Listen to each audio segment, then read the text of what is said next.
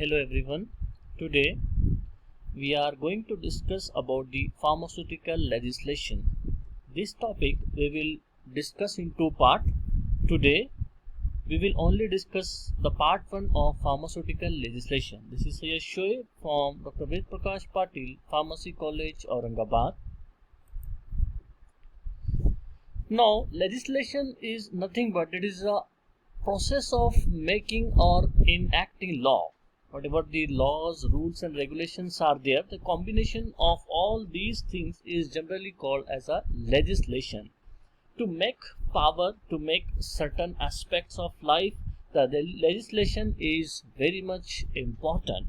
Similarly, the law intends for regulation and control of various aspects of life. These aspects might be social, economical and political aspects. Now, pharmaceutical legislation is nothing but such type of mixed legislation which overlappingly covers both social and economic aspects. Apart from this, the different parameters are there that has been set for different part in the society, that might be relating to the criminal, that might be relating to the food, that might be related to any other thing. Now here we will only discuss about the pharmaceutical legislation, why there was necessity and what was the scenario that was going out in our country before the period of independence. Whatever the various aspects were there of the legislation, what were the rules and regulations that were there generally at that time, or what were the new addition should be generally done, whatever the aspects are there, that we are covering in this kind of the legislation. That is nothing but the pharmaceutical legislation. It is nothing but the legislation or law related to the pharmacy. It includes the various aspects of the pharmacy profession. Now, why there was need of pharmaceutical legislation? What do you think, that why the pharmaceutical legislation is essential?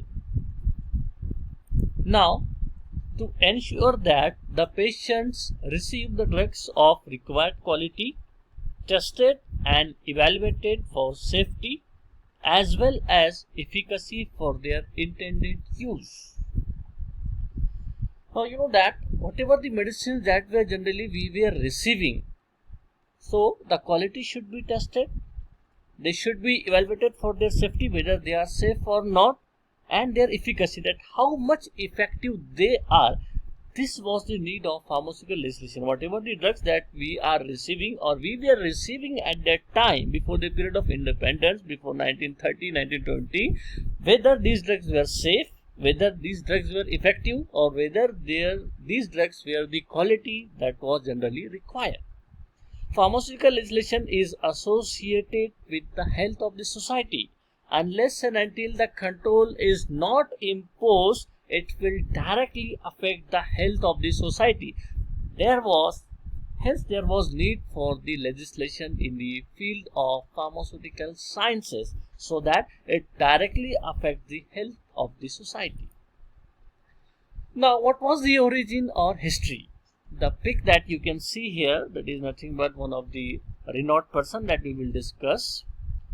In 1811, the first chemist shop was opened in India by Mr. Bathgate, who came to India with East India Company. And near about after 100 years, in 1910, these firms started manufacturing of only tincture and spirit. This was the scenario of the first chemist shop in India that was originated in the period of 1811. Before that, there was no any kind of profession of the pharmacy in India. Traditionally, that the medicine in case of the Ayurveda, naturopathy and yoga that we are generally following in our country, that were in use. But as a pharmacy, this was the first chemist shop that was opened by Mr. Bathgate, who came to India with East India Company. And later on in 1910, they started manufacturing of the simple tincture and spirit.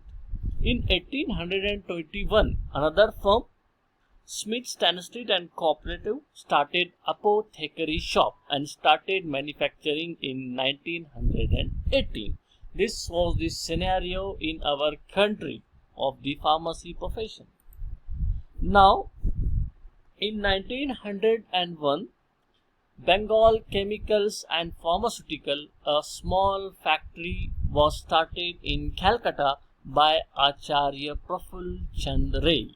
The person that you have seen, one of the renowned person of the pharmacy in our country, that is Acharya P.C. Ray. He started the Bengal Chemical and Pharmaceuticals in 1901, and today the Bengal Chemical and Pharmaceutical is Government of India undertaking. It is generally operated by Government of India, and it is still providing the facilities in the field of the pharmacy, providing the good quality of the medicines and vaccines, and actively involved in the research in our pharmacy. In 1903, Professor T.K. Gajjar started a small factory at Parel. Whatever we see the Alembic Chemical Private Limited Baroda today, that is nothing but the emergence of this small factory that was generally developed by Mr. T.K. Gajjar, Professor T.K. Gajjar in 1903. Later on, it converted into the Alembic Chemicals Private Limited at Baroda. That is nothing but the emergence of this factory only.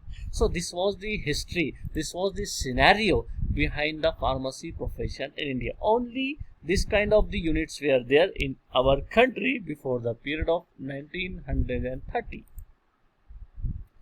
Now, from this we can conclude that these units were not sufficient to fulfill the need of Indian public, because there were only these 3-4 units that were supplying the medicines to the people in our country.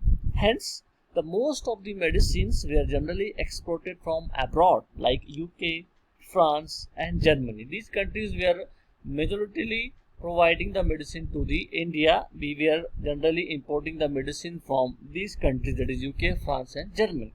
Now, the situation changed during First World War, as the majority of the countries supplying the medicines were involved in the war. We have seen that in case of, we go back to the history, we can find that during First World War, Germany, France and UK were at the top list. They were actively involved the war in the First World War, and we were generally importing the majority of the medicine to fulfill our demands from this country, as they were involved in war, and due to this they started manufacturing of the cheaper drugs, or sometimes the requirement of our country, of the health professional of our country, was not fulfilled because they were involved in the war and they were not supplying the quantity and quality of the medicine that we were generally requiring in our country.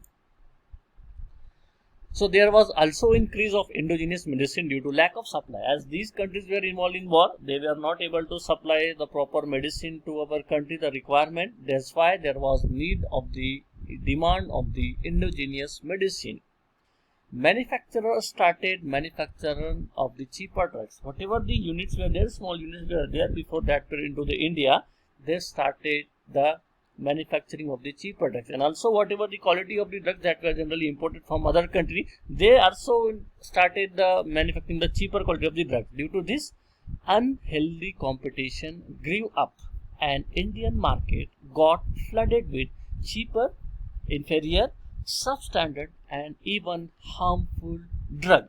This was the main reason behind the pharmaceutical legislation, pharmaceutical breakthrough in India, because these countries that were generally supplying the medicine, from where we were importing the medicine, generally provided a cheaper quality of the medicine. Also, some of the Indian manufacturers started the manufacturing of the cheaper quality of drug to increase the competition. The unhealthy competition grew up, and that's why our health professional, our pharmacy profession got flooded with the cheaper, inferior and substandard or harmful quality of the drugs. Now there was huge public demand and pressure on government regarding the quality of medicines.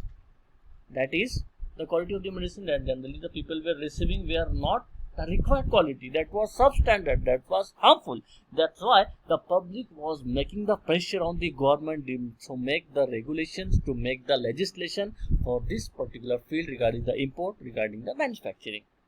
Considering this, The government of India in 1931 appointed a committee under the chairmanship of Lieutenant Colonel R.N. Chopra, which would look after the conditions in the said matter and make their recommendations. Lieutenant Colonel was the person generally involved as a colonel in the Indian medical services. So the government of India in 1931, by increasing the public demand due to the huge pressure from the public, they appointed a committee under the chairmanship of R.N. Chopra, so that this committee which look after the conditions in the matter, that what is the scenario going on, whatever the quality of the medicine that we are receiving, what precaution can be taken, how we can make the legislation, how we can make the strong rules and regulation to control that situation.